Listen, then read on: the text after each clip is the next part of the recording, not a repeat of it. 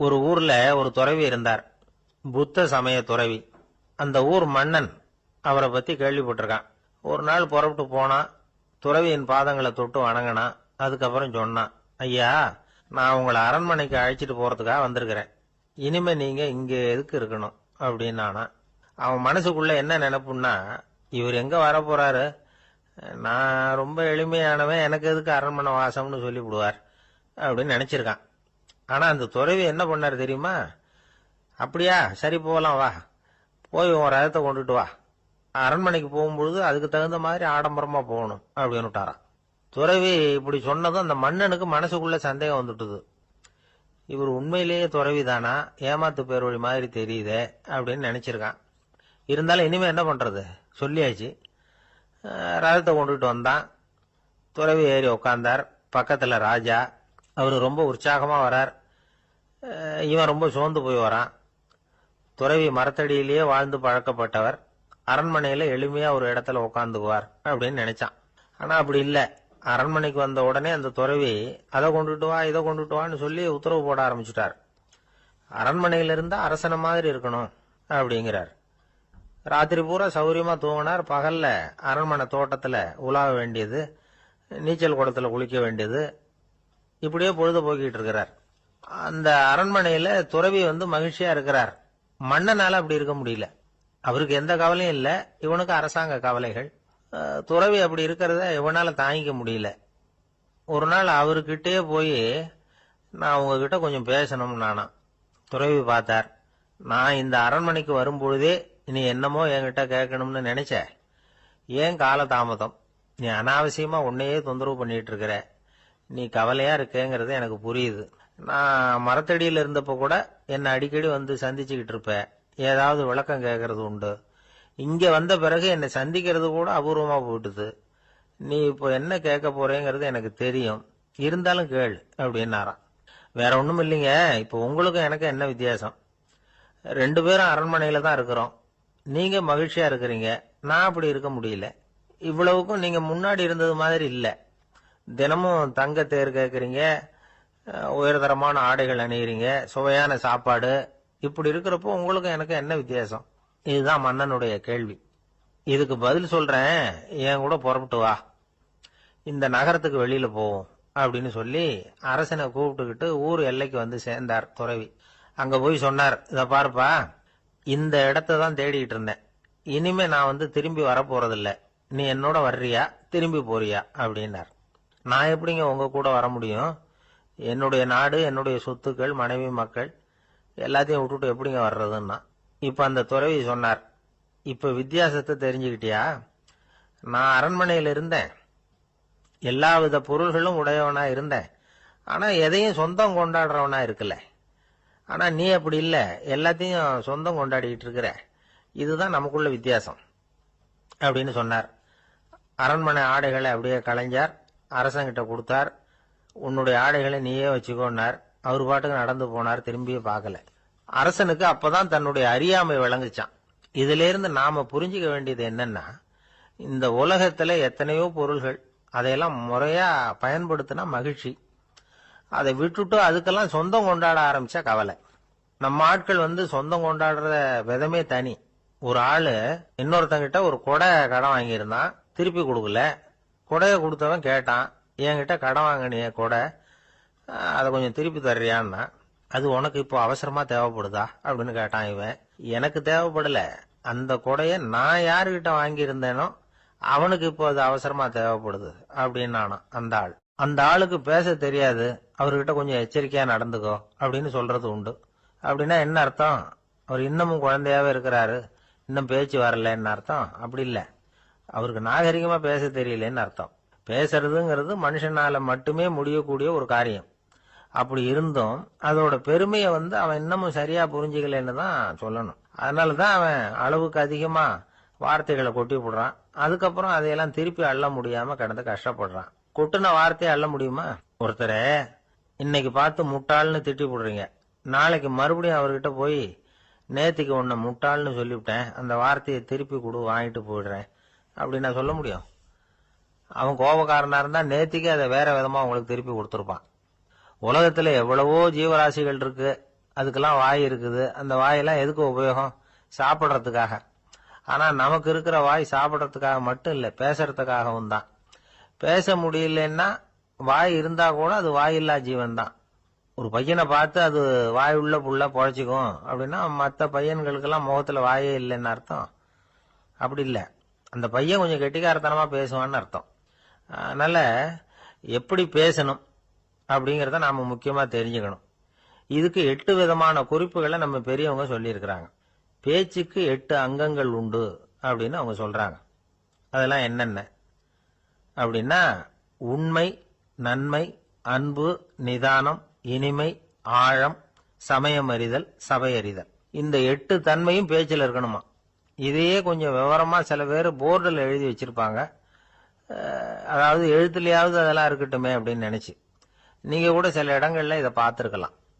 அதாவது உண்மையே பேசுக, நன்மையே பேசுக, அன்பாக பேசுக, நிதானமாக பேசுக, இனிமையாக பேசுக, ஆழமுடையதாக பேசுக, சமயமறிந்து பேசுக, சபை அறிந்து பேசுக, இப்படி எழுதி வச்சிருப்பாங்க. இந்த 8 அம்சமும் சரியா பொருந்தி இருந்தாதான் அது பேச்சு.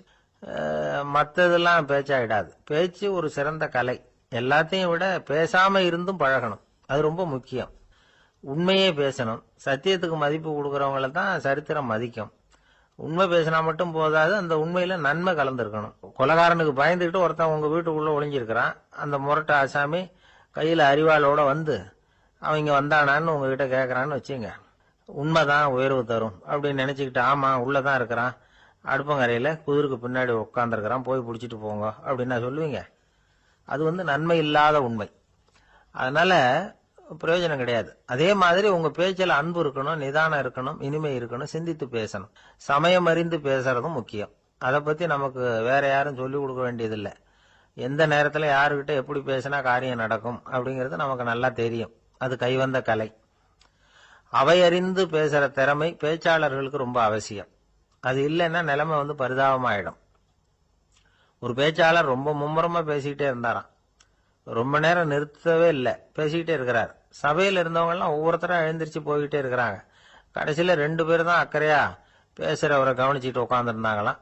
மேடையில பேசிக்கிட்டு இருந்தவர் அவங்கள பார்த்து சொன்னாராம், எனக்கு கூட்டம் முக்கியம் இல்ல, எவ்வளவு பேர் என் பேச்சை கேட்கறாங்க அப்படிங்கறது முக்கியம் இல்ல. நீங்க 2 பேராவது ஊக்கமா என்ன கவனிச்சுக்கிட்டு உட்காந்துருக்கிறீங்க, அது போதும். உங்களுக்காகவே நான் பேசிக்கிட்டு இருக்கிறேன் அப்படின்னார்.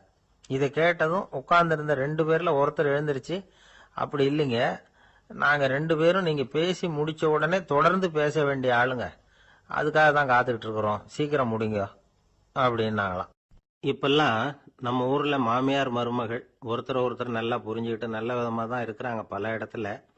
அதனால நான் இப்ப சொல்ல போற கதையை கேட்டுவிட்டு இந்த காலத்துல அவ்வளவு மோசமா யாரு சார் நடந்துக்கிறாங்க அப்படின்னு கேட்டு யாரும் சண்டைக்கு வரக்கூடாது. இன்னொரு உண்மையையும் சொல்லிவிடுறேன். அதாவது இந்த கதையை நமக்கு எழுதி அனுப்பி இருக்கிறதே கொஞ்ச நாள்ல மருமகளாகவும் அதுக்கப்புறம் கொஞ்ச காலத்துல மாமியாராகவும் ஆக போற ஒரு நேயர் தான். சரி, இந்த கதைக்கு வருவோம். அதாவது ஒரு சின்ன குடும்பம், அந்த வீட்டுல மாமியார் ஆட்சி, அவங்க வச்சதுதான் சட்டம். புள்ளையண்டா எப்படின்னா அம்மா சொல்றதையும் கேட்டுக்குவான், மனைவி சொல்றதையும் கேட்டுக்குவான், நமக்கு என்னத்துக்கு வம்புங்கிற டைப். மருமகள் பேர்ல குறை கண்டுபிடிக்கிறதுலயே அந்த மாமியாருக்கு ஒரு சுவாரஸ்யம். சின்ன சின்ன விஷயத்துல எல்லாம் குத்தம் கண்டுபிடிச்சுக்கிட்டே இருக்கிறாங்க. பொதுவா எல்லாரும் எப்படின்னா ஏதாவது ஒரு காரணத்துக்காக சண்டை போட்டுக்கிட்டு இருப்பாங்க. அந்த அம்மா எப்படின்னா ஏதாவது ஒரு சண்டையை போடுறதுக்காக காரணத்தை தேடிட்டு இருப்பாங்க. அப்படி ஒரு மனசு. அந்த மருமக பொண்ணு பாவம் பயந்து பயந்து ஒவ்வொரு காரியமும் செஞ்சுக்கிட்டு வந்தது. இப்படியே பல வருஷம் ஓடி போட்டுது. அந்த மாமியாருக்கும் ரொம்ப வயசாயிட்டுது. இருந்தாலும் அந்த பழைய சுபாவம் மட்டும் மாறவே இல்லை. திடீர்னு ஒரு நாள் பக்கவாதம் வந்து அந்த அம்மாவுக்கு ஒரு பக்கம் கை கால் இழுத்துக்கிட்டுது. வாய் சுத்தமா பேச முடியாம போயிட்டுது. சத்தம் மட்டும் வரும். ஒரு பக்கத்து கை காலை அசைக்க முடியும்.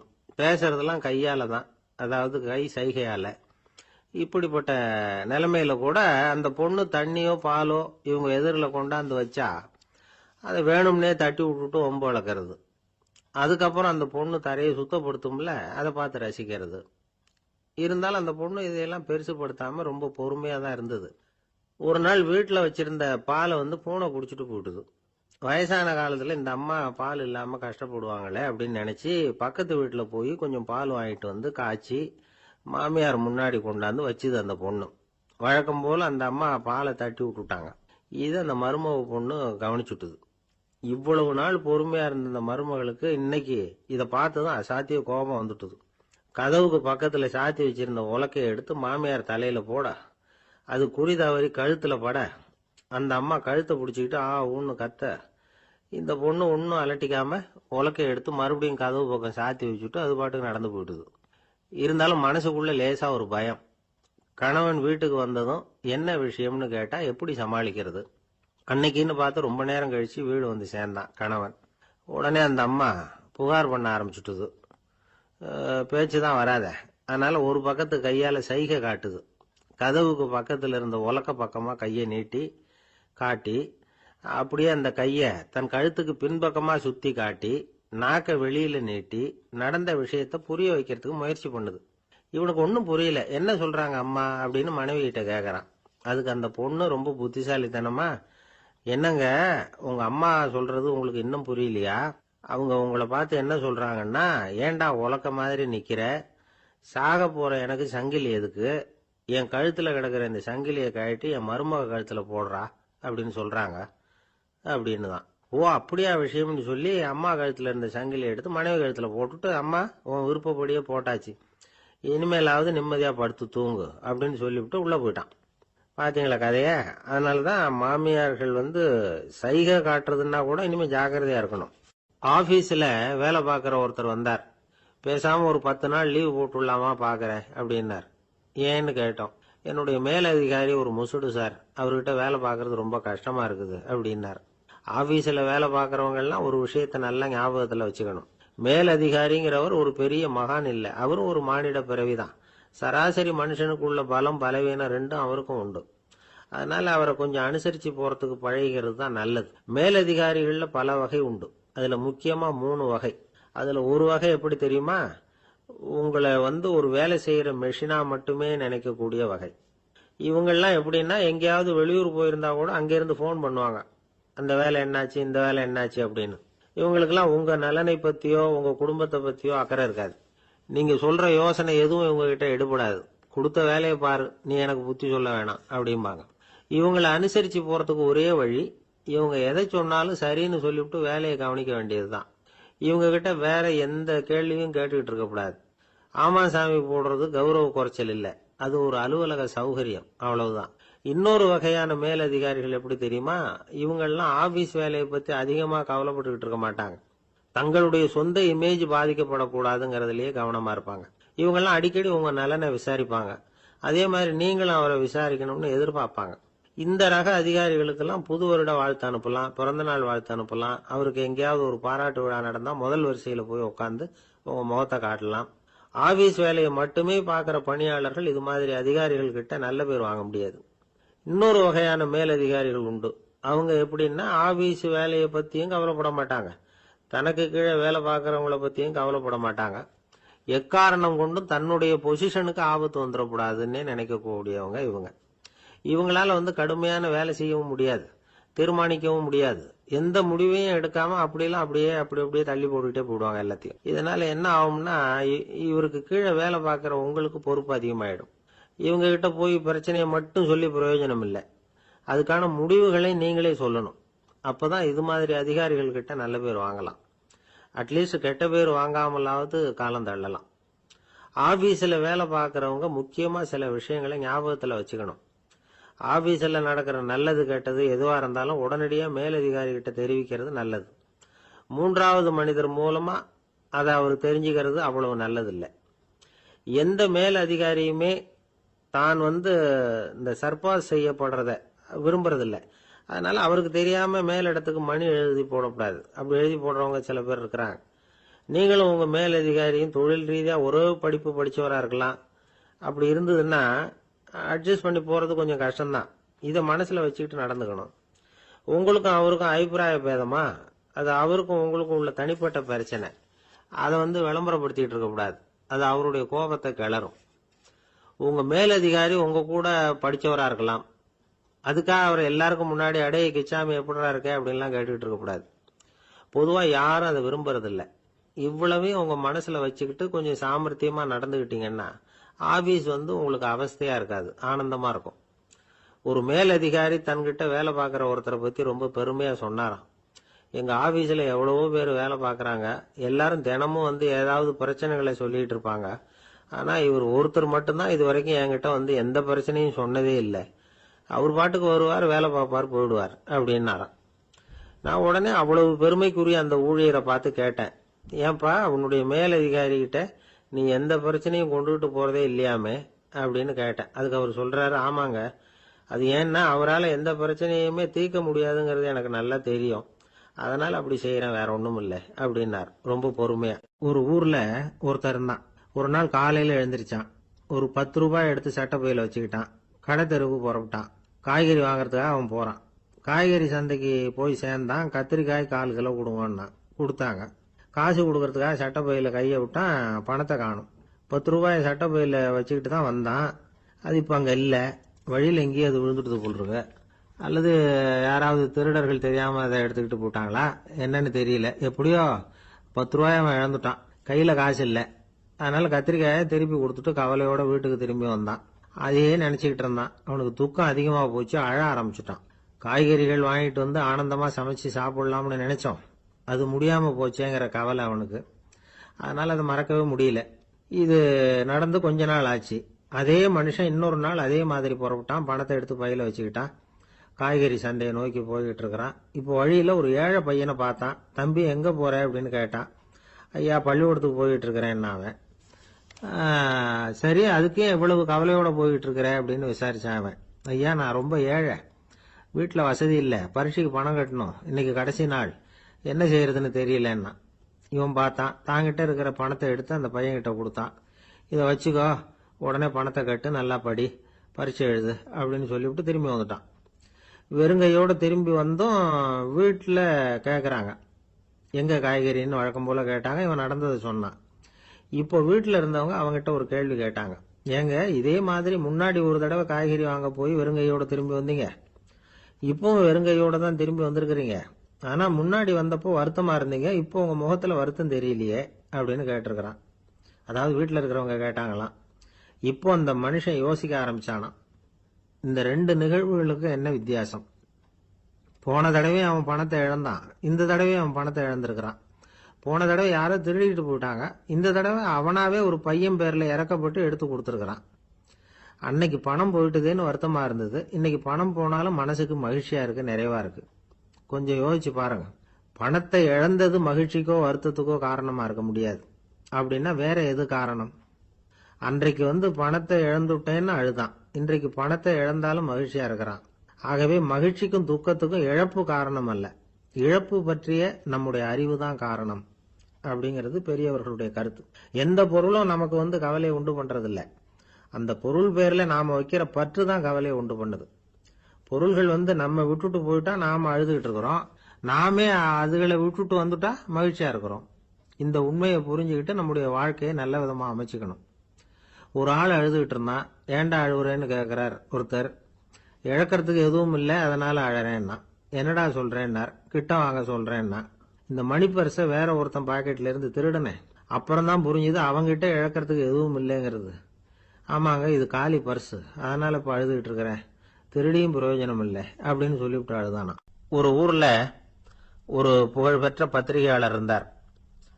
அவரு ஒரு நாள் திடீர்னு இறந்து போயிட்டார். அதுக்கப்புறம் நேரா சொர்க்கத்துக்கு போனார். சொர்க்கத்தின் வாசல்ல நின்றுகிட்டு இருந்த ஒருத்தர் அவரை தடுத்தார். இத பாரு, ஏற்கனவே இங்க 12 பத்திரிகையாளர்கள் இருக்கிறாங்க, அவங்களுக்கு இங்க வேலை இல்லை. அதுக்கு என்ன காரணம்னா, சொர்க்கத்துல திடுக்கிடும் செய்திகள்லாம் ஒன்றும் கிடையாது, அப்படி என்ன இருக்க போகுது இங்க எல்லாம் அது ஒழுங்கா நடந்துகிட்டு இருக்கும். எல்லாம் ஒழுங்கா நடந்தா பத்திரிகைகளுக்கு சுவாரஸ்யமான கொலை கொள்ளை தீ வைப்பு இது மாதிரி எதுவும் இங்க இல்லை. ஏற்கனவே இங்க இருக்கிறவங்க எல்லாரும் மரத்தடியில் உட்காந்துக்கிட்டு தியானம் பண்ணிட்டு இருக்கிறாங்க. அந்த ஒரே செய்தி தான் தினமும் இங்க வந்துகிட்டு இருக்குது. அதை படிக்கிறதுக்கே இங்க ஆள் கிடையாது. அதனால நான் என்ன சொல்றேன்னா, நீ பேசாம நரகத்துக்கே போயிடு. அங்க எவ்வளவோ நிகழ்ச்சிகள் நடந்துகிட்டு இருக்கு, அங்கதான் அதிகமான பத்திரிகையாளர்கள் தேவைப்படுறாங்க, அங்க உனக்கு நிறைய வேலை இருக்கும், அதை செய்யறதில்ல, நீயும் மகிழ்ச்சியா இருக்கலாம் அப்படின்னு சொன்னாராம். அங்க அந்த சொர்க்கத்தின் வாசல்ல நின்றுகிட்டு இருந்தவர். இந்த பத்திரிகையாளர் அங்கேயே நின்று கொஞ்சம் யோசனை பண்ணார். இவருக்கு சொர்க்கத்திலே இருக்கணும்னு தான் ஆசை. அதனால மெதுவா அவர்கிட்ட பேசினாராம். ஐயா, என்ன ஒரு 24 மணி நேரம் இங்க உள்ள இருக்கிறதுக்கு அனுமதி கொடுங்க. இங்க இருக்கிற பல பத்திரிகையாளர்களை எனக்கு தெரியும். அவங்கள சில பேரை சமாதானப்படுத்தி மெதுவா பேசி நரகத்துக்கு அனுப்பி வச்சுடுறேன். நான் இங்க இருந்துக்கிறேன். உங்க கணக்குப்படி 12 பேருக்கு மேல இங்க தாண்டாது, அப்படி பாத்துக்கிறேன் அப்படின்னாராம். அவரும் யோசனை பண்ணி பார்த்துட்டு, சரி அப்படியே உனக்கு அனுமதி கொடுக்குறேன், ஆனா ஒரு விஷயம், 24 மணி நேரம் தான் அனுமதி, அதுக்குள்ள எல்லாம் நடக்கணும் அப்படின்னு இருக்கார். சரின்னு சொல்லிவிட்டு இந்த பத்திரிகையாளர் உள்ள போனார். யோசனை பண்ணார். திட்டம் போட்டு ஒரு பொருளையை கிளப்பி விட்டார். சக பத்திரிகையாளர்கள் எல்லாம் கூப்பிட்டு சொன்னாராம், இந்த பாருங்க, நரகத்துல ஒரு பெரிய தினசரி பேப்பரை கொண்டுகிட்டு வர்றதுக்காக திட்டம் போட்டுக்கிட்டு இருக்காங்க. அதுக்கு பல அதிகாரிகள் தேவைப்படுறாங்க. நிறைய சம்பளம் கிடைக்கும். யார் யாரெல்லாம் நரகத்துக்கு போக ஆசைப்படுறாங்களோ அவங்க எல்லாம் போகலாம் அப்படின்னு ஒரு பொருளையை கிளப்பி விட்டார். 24 மணி நேரம் கழிச்சு வாசல் பக்கம் போனார். அங்க இருந்தவர்கிட்ட எத்தனை பேர் வெளியேறினாங்கன்னு விசாரிச்சாராம். அப்போ அவரு இவரை, நீ வெளியே போகக்கூடாது, முதல்ல உள்ளதான் இருக்கணும் அப்படின்னு தடுத்தாராம். அப்புறம் சொன்னாராம், நீ சொன்ன செய்தியை கேட்டதும் இங்க இருந்த எல்லா பத்திரிகையாளர்களுமே நரகத்துக்கு போயிட்டாங்கப்பா, உள்ள யாருமே இல்ல, அதனால நீ உள்ளே இருக்கலாம் அப்படின்னாராம். இதை கேட்டதும் இந்த பத்திரிகையாளரே குழம்பி போயிட்டார். ஒருவேளை உண்மையிலேயே நரகத்துல புதுசா பத்திரிகை ஏதாவது ஆரம்பிக்க போறாங்களோ அப்படின்னு அவரே நினைக்க ஆரம்பிச்சுட்டாராம். அப்புறம் சொன்னாராம், ஐயா என்னை விட்டுருங்க, நான் நரகத்துக்கே போயிடுறேன், அங்க ஏதோ விசேஷம் இருக்கணும் அப்படின்னாராம். இல்லைன்னா இத்தனை பேரும் ஒட்டு மொத்தமா அங்க போறதுக்கு சான்ஸே இல்லை, என்ன தடுக்காதீங்கன்னு கெஞ்ச ஆரம்பிச்சுட்டாராம். மற்றவங்க நம்பணுங்கிறதுக்காக ஒரு பொருளையை கிளப்பி விட்டார். கடைசியில தானே அந்த பொருளைக்கு ஆளாயிட்டார். அதாவது பிறரை ஏமாற்றிய அவரது மனம் கடைசியில் அவரையே ஏமாத்த ஆரம்பிச்சுட்டு பாருங்க. நீங்க இப்படி அடுத்தவங்களை ஏமாத்துறதுக்கு உங்க மனசை பழக்கப்படுத்துறீங்க, ஆனா கடைசியில் அதனால நீங்களே ஏமாற்றப்படுகிறீர்கள் அப்படிங்கிறது பெரியவர்களுடைய புத்திமதி. அதனால உங்க மனசுகிட்ட ரொம்ப எச்சரிக்கையா இருங்கோ அப்படிங்கிறாங்க. நம்ம ஆளுங்க அங்க போய்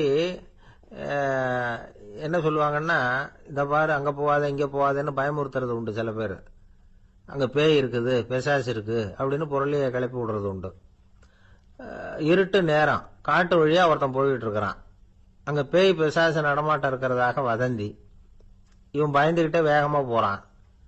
காடு முடிஞ்சு மெயின் ரோட்டுக்கு வந்து சேர்ந்தான். அப்பாடா, ஒரு பஸ் நின்றுட்டு இருக்கு தனியா. இருட்டுல லேசா தெரிஞ்சது. ஓடி போய் ஏறி உள்ள உட்காந்துக்கிட்டான். பயந்துகிட்டே போனவன் அப்புறம் தான் தெரியுது உள்ள யாருமே இல்ல, டிரைவரும் இல்ல, கண்டக்டரும் இல்ல, வேற யாரும் இல்ல. இவனுக்கு பேய் பயம் அதிகமா போட்டுது. ஏன்னா நடு ராத்திரி. இந்த நேரம் பார்த்து அந்த பஸ் தானே நகர ஆரம்பிச்சுதான். இவனுக்கு இன்னும் பயம் அதிகமா போட்டுது. ஏன்னா டிரைவர் சீட்டு காலியா இருக்கு, பஸ் நகருது. இவன் உடம்பு பூரா நடுங்க ஆரம்பிச்சுட்டுது. வீல்னு கத்தலாமான்னு பார்த்தான். அந்த நேரம் பார்த்து அவன் தோல்ல ஒரு கை விழுந்துதான். திடுக்கிட்டு திரும்பி பார்த்திருக்கிறான். அங்க டிரைவர் நிக்கிறார். அவரு சொன்னாராம், ஏன்பா ஏற்கனவே பஸ் பிரேக் டவுன், நாங்கெல்லாம் பின்னாடி இறங்கி நின்று தள்ளிட்டு இருக்கிறோம், நீ மட்டும் ஜாலியா ஏறி உக்காந்துக்கிட்டியா, இறங்கி வந்து தள்ளப்பா அப்படின்னாராம். இருட்ட கண்டா பயம் உண்டாவதே அது ஏன்? இப்படி ஒரு கேள்வியை ஒரு பெரியவர்கிட்ட கேட்டாங்க. அதுக்கு அவர் பதில் சொல்றார், மனிதனுடைய ஆதிகால வாழ்க்கையில தொற்றிக்கொண்ட பயம் இது வேரூன்றி இருக்குது, இன்னமும் போகல. 50,000 வருஷங்களுக்கு முன்னாடி மனுஷன் குகைகள்ல வாழ்ந்தான். பகல்ல பயம் இருக்காது, ராத்திரியில மிருகங்கள் தாக்கும், கொல்லும், நிம்மதியா தூங்க கூட முடியாது. அதனால இந்த மனுஷனுக்கு இரவுன்னா மரணம், பயம் அப்படின்னு பழகி போச்சு. மனிதர்களுடைய எல்லா மனசையும் சேர்த்து மொத்தமா ஒரு மனசு உண்டு. மனிதர்களுடைய நினைவு இந்த மொத்த மனசுல பதிஞ்சிருக்கு, பரவுது. இந்த மொத்த மனசுல இருட்டு பற்றிய பயம் பதிந்து நீடிக்குது அப்படிங்கிறார் அவர். இந்த காலத்துல இரவை பகலாக்கிறதுக்கு எவ்வளவு விளக்குகள்லாம் வந்தாச்சு. ராத்திரியிலேயும் மிருகங்கள் தாக்குங்கிற நிலைமை இல்ல. பாதுகாப்பான வீடுகள், விலங்குகளும் விலகி போயிட்டு, விலங்குகள்லாம் விலகி போயிட்டு, வீடுகளும் பாதுகாப்பா இருக்குது. சரி, இருந்தாலும் அந்த பழங்கால பயம் இருட்டு பயம் இன்னமும் மனுஷனை விட்டு போகல. இன்னொரு விஷயம் என்னன்னா, இருட்டுல இருந்து வெளிச்சத்துக்கு வராத மனிதர்கள் இன்னைக்கு அதிகம். ஒரு ஆளு ஆத்துக்கு மீன் பிடிக்கிறதுக்காக போனான். இன்னும் விடியல. அதுக்குள்ள வலையை எடுத்துட்டு கிளம்பி போயிட்டான். வெளிச்சம் வர்றதுக்கு முன்னாடியே போய் சேர்ந்துட்டான். விடிகிற வரைக்கும் என்ன பண்றது, சும்மா கரையிலேயே உட்காந்து காலாட்டிட்டு இருக்கிறான். காலில் ஏதோ ஒரு சின்ன மூட்டை தட்டுப்பட்டது. இருட்டுல அது என்னன்னு சரியா தெரியல. மூட்டைக்குள்ள சின்ன சின்ன கல்லா நிறைஞ்சி இருக்குது. சும்மா பொழுது போகணுமேங்கிறதுக்காக இவன் அந்த மூட்டைக்குள்ள இருந்து ஒவ்வொரு கல்லா எடுத்து ஆத்துல வீசிக்கிட்டு இருக்கிறான். விடிகிற வரைக்கும் வேற வேலை இல்லைங்கிறதுனால எப்படி செஞ்சுக்கிட்டே உட்காந்துருக்கிறான். கிழக்க மெதுவா வெளிச்சம் தெரிய ஆரம்பிச்சது. பொழுது விடியறதுக்கான அறிகுறி. இதுக்குள்ள அந்த மூட்டையில இருந்த எல்லா கல்லையும் எடுத்து வீசி எறிஞ்சுட்டான். கடைசியா ஒரே ஒரு கல்லு மட்டும்தான் கையில பாக்கி இருந்தது. வெளிச்சம் வந்ததும் அந்த கல்லை பார்த்தான். அப்படியே திகைச்சு போயிட்டான். அடடா, இது வரைக்கும் தெரியாம தப்பு பண்ணிட்டோமே அப்படின்னு நினைச்சான். ஏன் தெரியுமா? அவன் கையில இருந்தது வெறும் கல்லு இல்ல, விலை வசந்த ரத்தன கல்லு. இருட்டுல என்னன்னு புரியாததுனால மூட்டையில இருந்த எல்லா ரத்தன கல்லையும் ஆத்துல வீசி எறிஞ்சிருக்கிறான். இப்போ அவனுக்கு அழுகையே வந்துரும் போல இருந்தது. வாழ்க்கையை வசதி ஆக்கிக்கிறதுக்கான வாய்ப்பு அவனுக்கு இருந்தது. இருந்தாலும் இருட்டுல அதை இழந்துட்டான். அந்த வகையில அவனுக்கு கொஞ்சம் அதிர்ஷ்டம் இருந்திருக்குது. அதாவது ஏதோ ஒரு வகையில இருந்திருக்குது. அதனாலதான் அந்த கடைசி கல்ல எரியறதுக்குள்ள வெளிச்சம் வந்துட்டுது. பல பேருக்கு அந்த அளவு கூட அதிர்ஷ்டம் வர்றது இல்ல. எல்லாத்தையும் வீசினதுக்கு அப்புறம் தான் வெளிச்சம் வரும். என்னன்னு விவரம் தெரியாமலே எழுந்திரிச்சு வந்துருவாங்க. வாழ்க்கைங்கிறது ஒரு பெரிய புதையல். அதை புரிஞ்சிக்காம மனுஷன் அதை வீசி எரிஞ்சுக்கிட்டு இருக்கான் அப்படிங்கறது தான் பெரியவங்க கருத்து. சில பேருக்கு புரிஞ்சுக்கிற நேரம் வரும், அதுக்குள்ள வாழ்நாள்லாம் ஓடி போயிருக்கும். அதுக்கப்புறம் என்ன பண்றது? நம்மால் ஒருத்தன் கையில ஒரு சின்ன பையோட வந்துகிட்டு இருந்தான். பை உள்ள ஏகப்பட்ட நகைகள், ரத்தன கல் எல்லாம் இருக்கு. வந்துகிட்டு இருந்தவன் திடீர்னு அந்த பைய அப்படியே ஒரு குளத்துல வீசி எறிஞ்சுட்டான். மகான்கள் தான் இப்படி பற்று இல்லாம இருப்பாங்க. என்னங்க இது, விலை மதிப்புள்ள அந்த பைய இப்படி குளத்துல வீசி எறிஞ்சுட்டீங்களே, இதுக்கு என்ன அர்த்தம் அப்படின்னு கேட்டார் அவன் கூட வந்தவர். அவன் மெதுவா இவர் காதோட காதா சொல்றான். ஒரு போலீஸ்காரர் பின்னாடி வந்துகிட்டு இருக்கிறார், அவர் போனதுக்கு அப்புறம் இதை எடுத்துக்குவேன் அப்படிங்கிறான். திருநெல்வேலி மாவட்டத்துல கோவில்பட்டிக்கு பக்கத்துல உள்ள ஊர் கடம்பூர். காமராசர் முதலமைச்சரா இருந்த காலம். கடம்பூர்ல ஒரு பள்ளி சீரமைப்பு மாநாடு நடக்குது. அந்த பக்கத்துல உள்ள பள்ளிக்கூடம்லாம் அதுல கலந்துக்குது. கண்காட்சி வேற. ஊர் பூரா விழா கோலம். மறுநாள் மாநாடு நடக்க போகுது. ஆனா முதல் நாளே மழை பிடிச்சுக்கிட்டுது. மறுநாளும் அது விடாம பேஞ்சுக்கிட்டு இருக்குது. காமராசர் காலையில இருந்து பல்வேறு நிகழ்ச்சிகள்ல கலந்துகிட்டு சாயந்தரமா கடம்பூருக்கு வந்து சேர வேண்டியவர். மழை பெஞ்சுக்கிட்டு இருக்கிறதுனால நிகழ்ச்சி ரத்தாயிடுமோ என்னமோ அப்படின்னு எல்லாரும் சந்தேகப்பட்டுக்கிட்டு இருக்கிறாங்க. அவர் கோவில்பட்டி பயணிகள் விடுதியில இருக்கிறார். கடம்பூர்ல இருந்து சில பேர் போய் அவரை சந்திக்கிறாங்க. மழை பெஞ்சுக்கிட்டு இருக்குதே, என்ன செய்யலாம் அப்படின்னு கேக்குறாங்க. மழை பெஞ்சா நல்லது தானே, அதுக்காக மாநாட்டை எதுக்காக ரத்து செய்யணும்? ஆசிரியர்கள் எவ்வளவு கஷ்டப்பட்டு ஏற்பாடு பண்ண மாநாடு, கட்டாயம் வந்துடுறேன் அப்படின்னாராம் காமராசர். உடனே புறப்பட்டார்.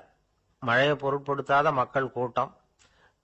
அது கலையாம காத்துக்கிட்டு இருக்கிறாங்க அவ்வளவு பேரும். தலைவர் வந்துட்டார்னு தெரிஞ்சது ஜனங்களுக்கு ஏகப்பட்ட உற்சாகம். ஜனங்கள் அவ்வளவு உற்சாகமா வரவேற்றாங்க. மாநாடு ஆரம்பமாச்சு. மலர் மாலைகள் மலை மாதிரி குவிய ஆரம்பிச்சுட்டுது. வரிசையா ஒவ்வொரு கல்வி நிலையம் சார்பாகவும் வரவேற்பு பத்திரம் வாசிச்சு கொடுக்கறாங்க.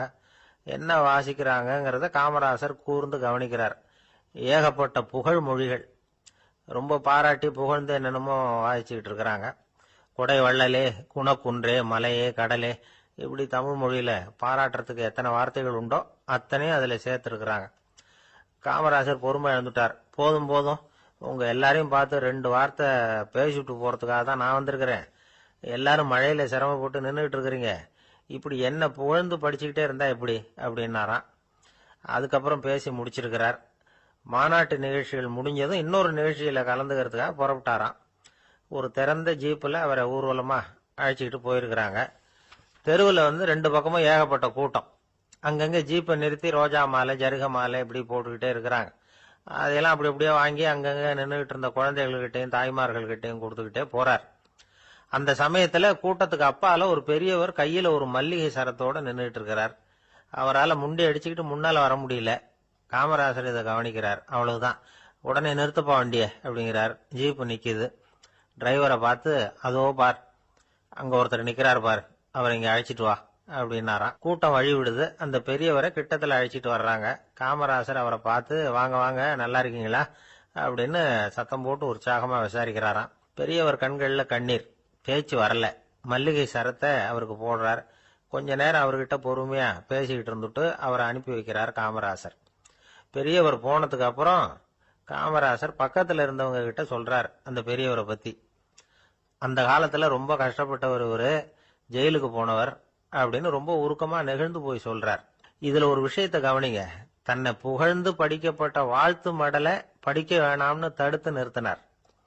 எங்கேயோ ஒரு மூலையில கையில ஒரு 4 முழம் மல்லிகை சரத்தோட ஒதுங்கி நின்றுகிட்டு இருந்த அந்த தொண்டரை அவ்வளவு பெரிய கூட்டத்துக்கு நடுவுலையும் தேடி கண்டுபிடிச்சு கிட்டத்துல கூப்பிட்டு அவர் கொடுத்த அன்பு மாலையை வாங்கி கழுத்துல போட்டுக்கிட்டார்.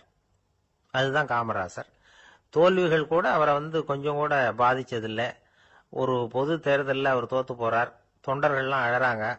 அதுல ஒருத்தர் மெதுவா காமராசர் கிட்ட போய், என்ன தலைவரே, நீங்க கூட தோத்து போயிட்டீங்களே அப்படின்னு கலக்கமா சொல்லி இருக்கிறார். அதுக்கு காமராசர், நான் கூட தோத்து போறதுக்கு பேர் தான்ப்பா ஜனநாயகம் அப்படின்னாராம். ஒரே ஒரு ஊர், அந்த ஊருக்கு பேரு கொடையாளிப்பட்டி. அந்த பேருக்கு தகுந்த மாதிரி தான் அந்த ஊர் மக்களும். யார் என்ன கேட்டாலும் இல்லைன்னு சொல்லாம கொடுப்பாங்க. கொடையாளிகள் நிறைந்த ஊர். இனாமா மட்டும் இல்ல, கடனாவும் பணம் கொடுப்பாங்க. யாருக்காவது அவசரமா பணம் தேவைப்பட்டதுன்னு வச்சுக்கோங்க, அந்த ஊருக்கு போய் வாங்கிக்கலாம். பத்திரம் தேவையில்லை, சாட்சி தேவையில்லை, ஜாமீன் தேவையில்லை, எந்த உத்தரவாதமும் கேட்காம பணம் கொடுத்துருவாங்க. நம்மால் ஒருத்தனுக்கு பணம் தேவைப்பட்டது. சொந்த பந்தம்லாம் கேட்டு பார்த்தா யாரும் கொடுக்கற வழியா தெரியல. எல்லாரும் அவங்கவுங்க சௌரியத்தை பாக்குறவங்க, அடுத்தவங்க சௌரியத்தை பத்தி கவலைப்படாதவங்க. இவன் எல்லாரையும் கேட்டு பார்த்துட்டு சோர்ந்து போய் உக்காந்துட்டான். அந்த நேரம் தான் கொடையாளிப்பட்டியை பத்தி கேள்விப்பட்டான். அப்படி ஒரு ஊர் இருக்கிறது தெரிஞ்சதும் அந்த ஊருக்கு வழி கேட்டுக்கிட்டு ஒரு நாள் புறப்பட்டு போனான். வயல்காட்டு வழியா போக வேண்டியிருந்தது. மெதுவா நடந்து ஊர் எல்லைக்கு வந்துட்டான். 2 பக்கமும் விவசாய வேலைகள் மும்முரமா நடந்துகிட்டு இருக்குது. ஏர் உழுதுகிட்டு இருக்கிறாங்க. அப்ப அங்க ஒரு ஆளை பாம்பு கடிச்சுட்டுது. பக்கத்துல வேலை செஞ்சுக்கிட்டு இருந்தவங்க ஓடி வந்தாங்க. அவசரமா செய்ய வேண்டிய முதல் உதவியெல்லாம் செஞ்சு பார்த்தாங்க. பலன் இல்லை. அந்த ஆள் செத்து போட்டான்.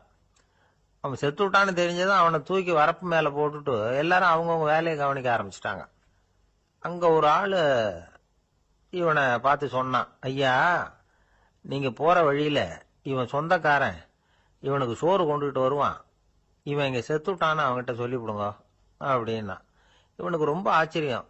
என்னடா இது, பாம்பு கடிச்சுட்டுதுன்னதும் பதறி அடிச்சுக்கிட்டு ஓடி வந்தாங்க, செத்துட்டான்னதும் பேசாம தூக்கி போட்டுட்டு போயிட்டாங்க அப்படின்னு நினைச்சுக்கிட்டே நடந்து போறான். எதிரில் சோறு கொண்டுகிட்டு ஒரு ஆள் வந்தான். இவன் விவரத்தை சொன்னான். அங்க உங்க சொந்தக்காரன் பாம்பு கடிச்சு செத்து போட்டான் அப்படின்னா. அவன் கொஞ்ச நேரம் அமைதியா நின்னான். அதுக்கப்புறமா அங்கேயே வரப்புல உட்காந்து கொண்டுகிட்டு வந்த சோத்தை தானே சாப்பிட்டு முடிச்சான். பேசாம எழுந்திரிச்சு திரும்பி போயிட்டான். கொஞ்சம் கூட பதறல, அழல. இப்படியும் ஒரு ஊரா அப்படின்னு நினைச்சு ஆச்சரியப்பட்டுக்கிட்டே இவன் ஊருக்குள்ள போனான். ஒரு பெரிய மனுஷனை பார்த்து பணம் கேட்டான். அவரும் இவனோட பேரையும் ஊரையும் மட்டும் விசாரிச்சுக்கிட்டு தேவையான பணத்தை கொடுத்துட்டார். பணத்தை வாங்கிட்ட பிறகு தன்னுடைய மனசை அரிச்சுக்கிட்டு இருந்த அந்த விஷயத்தை பத்தி கேட்டான். ஐயா, வழியில ஒருத்தன் செத்துட்டான், அவனை அப்படியே தூக்கி வரப்புல போட்டுட்டு எல்லாரும் வயல்வெளி வேலைகளை பார்த்துக்கிட்டு இருக்கிறாங்களே அப்படின்னா. இதுக்கு அந்த பெரியவர் சொன்னார், ஆமா, அப்படித்தான் செய்வோம். வேலை முடிஞ்சு வீட்டுக்கு திரும்புறப்ப அவனை தூக்கிட்டு அடக்கம் பண்ணிடுவோம் அப்படின்னார். ரொம்ப ஆச்சரியமா இருக்கு அப்படின்னா. ஏன் உங்க ஊர்ல யாராவது செத்துட்டா என்ன பண்ணுவீங்க அப்படின்னு கேட்டார். என்ன இப்படி கேக்குறீங்க, எங்க ஊர்ல எல்லாம் பணத்தை தூக்க விட மாட்டாங்க, ஒப்பாரி வைப்பாங்க, கட்டி புரண்டு அழுது புலம்பி தீத்துருவாங்க அப்படின்னா. இவன் பெரியவர் பார்த்தார். அவங்கிட்ட கொடுத்த பணத்தை லபக்குன்னு பறிச்சுக்கிட்டார். திருப்பி வாங்கிட்டார். இவன் பதறி போய் நிக்கிறான். அவரு சொன்னார், பணத்தையே விட மாட்டேன்னு கட்டுப்பிடிச்சு அழுதா நான் கொடுத்த பணத்தை மட்டும் எப்படி திருப்பி கொடுக்க போற, போயிட்டு வா அப்படின்னு விரட்டி விட்டாராம். இந்த கதையை நண்பர் ஒருத்தர் சொன்னார். கதை வேடிக்கையா தெரிஞ்சா கூட இதுல கருத்து உண்டு. பணம் பிணம் இது ரெண்டையுமே விடுறதுக்கு அவ்வளவு சுலபமா மனம் வர்றதில்லை. இந்த 2 விஷயங்கள்லயும் அறிவார்ந்த செயல்பாடு தேவை. ஒரு பேருந்து மரத்துல மோதி விட்டது. எல்லாரும் அடிபட்டு முனைகிட்டு கிடக்குறாங்க. டிரைவர், கண்டக்டர் இவங்களுக்கும் அடி. அவங்களும் ஒரு பக்கம் கிடக்குறாங்க. ஒரு மூலையில கிடக்கிற ஒருத்தன் மெதுவா முக்கி முனகி கண்டக்டர் கண்டக்டர்னு சத்தம் போடுறான். கண்டக்டர் மெதுவா நகர்ந்து அவங்கிட்ட போய் என்னன்னு விசாரிக்கிறார். அவன் ரொம்ப சிரமப்பட்டு வாயை திறந்து, ஒரு 15 காசு சில்லற பாக்கி அப்படின்னானான். ஒரு கடற்கரை ஓரம், அங்க ஒரு சின்ன கிராமம். அந்த கிராமத்துல ஒரு சின்ன பள்ளிக்கூடம். கடற்கரை ஓரத்துல உள்ள ஒரு விடுதியில ஓய்வுக்காக ஒருத்தர் தங்கி இருக்கிறார். பள்ளிக்கூடத்துல ஏதோ விழா நடக்கிறது மாதிரி தெரிஞ்சது. உடனே அவர் அந்த பக்கமா வந்தார். இங்க என்ன நடக்குதுன்னு விசாரிச்சார். பள்ளி ஆண்டு விழா நடக்குதுன்னாங்க. உடனே போனார். கண்காட்சி ஒன்று வச்சிருந்தாங்க. உள்ள போய் பார்த்தார். பள்ளிக்கூடத்தில் படிக்கிற மாணவர்களை சொந்தமா தயார் பண்ண பொருள்களை காட்சிக்கு வச்சிருக்கிறாங்க. அந்த ஊர் மக்கள்லாம் அதை கூட்டம் கூட்டமா போய் பார்த்துக்கிட்டு இருக்கிறாங்க. இவரும் ஆர்வமா அதையெல்லாம் பார்த்துக்கிட்டே போறார். ஒரு இடத்துல ஒரு சின்ன ரயில் செஞ்சு வச்சிருந்தாங்க, மாணவர்களே தயார் பண்ணது. மின்சாரத்தால் அது ஓடுறது மாதிரி பண்ணி வச்சிருந்தாங்க. அதில் ஒரு சின்ன பொத்தான் இருக்கும், அது அமுக்குனா ரயில் ஓடும், சுற்றி சுற்றி வரும். மாணவர்கள் எதிரில் நின்று அதுக்கு விளக்கம் கொடுத்துக்கிட்டு இருக்கிறாங்க. இவர் அதை கவனிச்சார், ரயில் ஓடுறத பார்த்தார். அங்கே நின்றுகிட்டு இருந்த மாணவர்கள்கிட்ட விளையாட்டா கேட்டார், ஏப்பா இந்த ரயில் எதனால ஓடுது அப்படின்னு கேட்டார் இவர். சக்தியினால ஓடுது அப்படின்னாங்க மாணவர்கள். அது என்ன சக்தின்னு கேட்டார். அதுக்கு பேரு மின்சாரம் அப்படின்னாங்க. சரி, நீங்க மின்சாரத்தை பார்த்துருக்கிறீங்களா அப்படின்னார். நாங்க பார்த்தது இல்லைங்க, ஆனா இதை செய்யறதுக்கு எங்களுக்கு உதவி பண்ண ஆசிரியர் ஒரு பட்டதாரி, ஒரு கால் அவர் பார்த்துருக்கலாம் அப்படின்னாங்க. அவர் எங்க இருக்காருன்னு கேட்டார். இதோ அழைச்சிட்டு வர்றோம்னு ஓடினாங்க. அவர் அழைச்சிட்டு வந்தாங்க. அவர்கிட்ட ஒரு பெரியவர் கேட்டார், மின்சாரத்தை நீங்க பார்த்துருக்கிறீங்களா அப்படின்னு. மின்சாரத்தை பார்க்கறதாவது நான் பார்த்ததே இல்லை. நான் பார்த்தது அது செயல்படுற விதத்தை தான். அது விளக்க எரிய வைக்குது, ரயில ஓட வைக்குது, இது மாதிரி எத்தனையோ எந்திரங்களை செயல்பட வைக்குது. ஆனா உண்மையிலேயே அது என்னன்னு எனக்கு தெரியாது. ஒருவேளை இந்த பள்ளிக்கூடத்து தலைமை ஆசிரியருக்கு தெரிஞ்சிருக்கலாம், ஏன்னா அவர் ஒரு மேல்நிலை பட்டதாரி அப்படின்னாராம் அவரு. சரின்னு போய் தலைமை ஆசிரியரை கூப்பிட்டுக்கிட்டு வந்தாங்க. அவர்கிட்டயும் இதே கேள்வி கேட்டாராம் அவரு. மன்னிக்கணும், இந்த கேள்வி இதுவரைக்கும் யாரும் என்கிட்ட கேட்டதில்லை. சக்தியை யாரும் பார்க்க முடியாது, ஆனா அது செயல்படும் விதத்தை தான் பார்க்க முடியும் அப்படின்னாராம் அவரு. இப்போ இதுவரைக்கும் கேட்டுக்கிட்டு இருந்த பெரியவர் சிரிச்சார். சிரிச்சுட்டு சொன்னாராம், சரி அதுக்காக ஒன்றும் கவலைப்படாதீங்க, என்னுடைய பெயர் தாமஸ் ஆல்வா எடிசன் அப்படின்னாராம். இதை கேட்டதும் அங்க இருந்தவங்களுக்கெல்லாம் அதிர்ச்சி, ஆச்சரியம். என்னது, நீங்க தானா எடிசன்? நீங்க எவ்வளவு மின்சார கருவிகளை உண்டாக்கி இருக்கிறீங்க, நீங்களா இந்த கேள்வியை கேட்டது அப்படின்னாங்களாம். ஆமா, நான் தான் கேட்கிறேன், ஏன்னா நானே மின்சாரத்தை பார்த்தது கிடையாது அப்படின்னாராம் அவரு. அன்புங்கிறது இப்படிப்பட்டது தாங்கிறார் ஓஷோ. அன்புங்கிறது நம்ம உடற்கூறு அமைப்பில் இல்லை, அது நம்ம உடம்புல உள்ள சுத்த சக்தியின் வெளிப்பாடு. அதை உணரத்தான் முடியுமே தவிர பார்க்க முடியாது. அன்பே உன்னை நான் என் இருதயத்தில் வச்சிருக்கிறேன் அப்படின்னு எல்லாம் சொல்லுவான். இதெல்லாம் சும்மா. இது டாக்டர்கள் சொல்ற இருதயம் கிடையாது. அது ரத்தத்தை தள்ளுகிற ஒரு கருவி, அவ்வளவுதான். ஞானிகள் சொல்லுகிற இதயம் வேற, அது கண்ணுக்கு புலப்படாத ஒரு சக்தி. என்னுடைய இதயம் ரொம்ப விசாலமானது சார் அப்படின்னார் ஒருத்தர். அப்படிங்களான்னு ரொம்ப மரியாதையா, ஆமாங்க டாக்டர் அப்படிதான் சொல்றார், கொஞ்சம் வீங்கி போய் பெருசா இருக்குதான் அப்படின்னார். ஒரு நண்பர்கிட்ட பேசிக்கிட்டு இருந்தேன். அவருடைய உறவினர் ஒருத்தர் ஒரு நேர்முக தேர்வுக்கு போயிருந்தாராம், இன்டர்வியூக்கு. ரொம்பவும் பொறுப்பாகவும் கவனமாகவும் செயல்பட வேண்டிய பதவிக்கான நேர்காணல் அது. இவர் எழுத்து தேர்வுல ஏராளமான மதிப்பெண்கள் வாங்கிவிட்டார், அதனால அதை பத்தி கவலை இல்லை. இப்ப நேர்முக தேர்வுல தேர்வு பெறணும். ஏராளமான சான்றிதழ்கள் வச்சிருந்தார். நேர்காணல்ல கேட்கப்பட்ட எல்லா கேள்விகளுக்கும் சரியான பதில தான் சொன்னார். இருந்தாலும் பாருங்க, அந்த நேர்முக தேர்வுல அவர் தேர்ந்தெடுக்கப்படலை. என்ன காரணம் அப்படின்னு பின்னாடி விசாரிச்சப்போதான் விவரம் தெரிஞ்சுதான். அது என்ன ஆயிருக்குதுன்னா, அந்த நேர்காணலின் போது இவர் நடந்துகிட்ட முறையில சில தவறுகள் நடந்து போச்சான். முக்கியமா 2 தவறுகள். ஒன்னு, அவங்க ஒரு கேள்வியை கேட்டு முடிக்கிறதுக்குள்ளேயே இவர் பதில் சொல்ல ஆரம்பிச்சுட்டாராம். ரெண்டாவது என்னன்னா, இவர் நாற்காலியில தாராளமா இயல்பா சாஞ்சி உட்காராம நாற்காலி முனையில உட்கார்ந்துருந்தாராம். இந்த 2 விதமான செயல்பாடுகளும் இவர் அவசரப்படுறவர், பதற்றப்படுறவர் அப்படிங்கிறதுக்கான அடையாளங்கள். அதாவது கேள்வியை கேட்டு முடிக்கிறதுக்குள்ளேயே முந்திக்கிட்டு பதில் சொல்றது. ரெண்டாவது, நாற்காலியில இயல்பா தாராளமா உட்காராம நாற்காலி முனையில உட்கார்றது. பார்க்க போற வேலைக்கு அவசரம், பதற்றம் இது 2 இருக்கக்கூடாதான். அதனால மார்க் இருந்தும் சர்டிபிகேட் இருந்தும் அந்த வேலை வாய்ப்பு அவருக்கு கிடைக்கல. வேலை கொடுக்கறவங்க நம்ம கிட்ட இருந்து என்னதான் எதிர்பார்க்கறாங்க, இதை தெரிஞ்சு வச்சுக்கிறது நல்லது. முதல்ல, மற்றவர்களுடன் தொடர்பு கொள்ளும் திறமை, அதாவது எபிலிட்டி டு கம்யூனிகேட். நீங்க நினைக்கிறத அழகா தொகுத்து வகைப்படுத்தி சொல்ல தெரியுதான்னு பார்ப்பாங்க. உங்க திட்டங்களை அடுத்தவங்க ஏற்றுக்கொள்ளக்கூடிய விதத்துல வெளிப்படுத்துறதுக்கு உங்களால முடியுதான்னு பார்ப்பாங்க. இதுக்கு என்ன செய்யறது? குழப்பம் இல்லாம சிந்திக்கணும், குழப்பம் இல்லாம பேசணும்.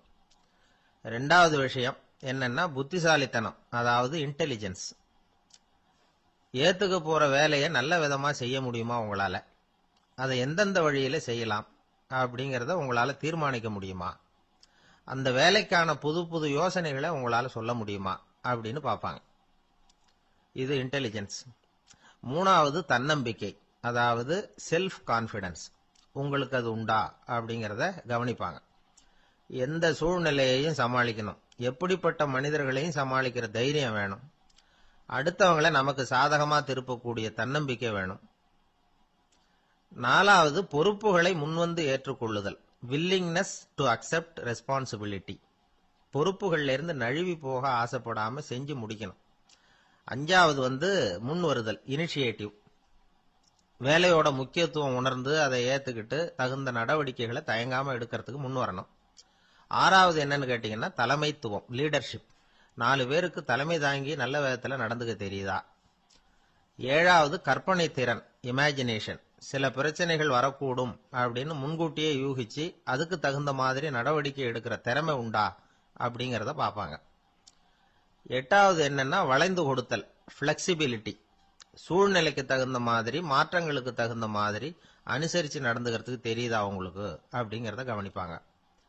அடுத்தது திறமைகளை வெளிக்கொணரும் திறமை, இன்டர்பர்சனல் ஸ்கில்ஸ். அடுத்தவங்க கிட்ட இருக்கிற திறமையை கண்டுபிடிச்சு அதை நல்ல விதத்துல ஊக்கப்படுத்தி பயன்படுத்த தெரியுதா அப்படின்னு பார்ப்பாங்க. ஆறாவது சுய அறிவு, செல்ஃப் நாலேஜ். அடுத்தவங்க நம்மளை பத்தி என்ன நினைக்கிறாங்க அப்படிங்கறத நம்மால புரிஞ்சுக்க முடியுதாங்கிறது முக்கியம். அடுத்தது போட்டி மனப்பான்மை, காம்படிட்டிவ்னஸ். அடுத்தவங்களை ஒப்பிட்டு பார்த்து அதை விட ஒரு படி மேல வரணுங்கிற குணம் வேணும். இதுக்கு அடுத்தது என்னன்னா குறிக்கோளை வெல்லுதல், கோல் அச்சீவ்மெண்ட். குறிக்கோளை சவாலா எடுத்துக்கிட்டு அதை அடையணும். அப்புறம் வேறுபட்ட திறமைகள், ஒகேஷனல் ஸ்கில்ஸ். பதவிக்கு வேண்டிய திறமைகள் தவிர மற்ற திறமைகள் எதுவும் உண்டாங்கிறது முக்கியம். நமக்கு வேலை கொடுக்கணும்னு நினைக்கிறவங்க நம்ம கிட்ட இருந்து இவ்வளவும் எதிர்பார்ப்பாங்க. அதுக்கு தகுந்த மாதிரி நம்மளை நாமே தயார்படுத்திக்கணும். எனக்கு வேண்டப்பட்ட ஒருத்தர் ஒரு இன்டர்வியூக்கு போயிட்டு வந்தார், நேர்காணலுக்கு. எப்படி இருந்தது இன்டர்வியூன்னு விசாரிச்சேன். நான் போனேன். அவர் கேட்ட எல்லா கேள்விக்கும் அவர் எதிர்பார்த்தது மாதிரியே எல்லா பதிலையும் சொன்னேன். கடைசியா நான் எதிர்பார்க்காத ஒரு தகவலை அவர் சொன்னார் அப்படின்னார். என்னன்னு கேட்டேன். அவரும் என்ன மாதிரியே இன்டர்வியூக்கு வந்தவர் தானா, சும்மா என்ன கேள்வி கேட்டுக்கிட்டு உட்காந்துருந்தாராம் அப்படின்னார். அதனால ஒரு நேர்காணலுக்கு போறதுக்கு முன்னாடி என்ன எதிர்பார்க்கறாங்க அப்படிங்கறத தெரிஞ்சுக்கிட்டு போனா வெற்றி நிச்சயம். 2 பேர் சுவாரஸ்யமா பேசிட்டு இருக்கிறப்போ குறுக்க புகுந்து தொந்தரவு பண்றதுக்குன்னே சில பேர் இருப்பாங்க. அது ரொம்ப இடைஞ்சலா இருக்கும். இதே மாதிரி மின்காந்தம் கூட குறுக்க புகுந்து தொந்தரவு பண்ணும்.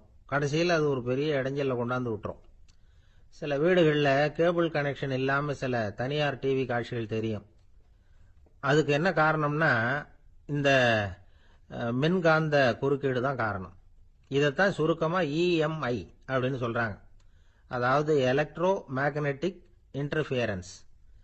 இது ஏற்படக்கூடிய இடங்கள் எது எதுன்னு எடுத்துக்கிட்டா அது ஒரு பெரிய பட்டியலாவே போயிடும்.